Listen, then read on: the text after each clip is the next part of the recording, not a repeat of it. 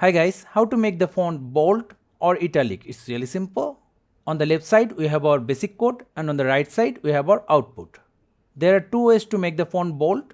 The first one, go to the starting position, write less than b greater than. Then the end location, same less than /b. Save, reload. See, we have our bold text. Second way, less than strong in position, less than /strong. Save, reload. Now for italic, less than I greater than. In point, less than /I. Save, reload. Another way, less than em greater than. Same, less than /em. Save, reload. The upper one is normal bold and italic, but the second way can be used for SEO purpose. So thank you guys for watching. Have a good day.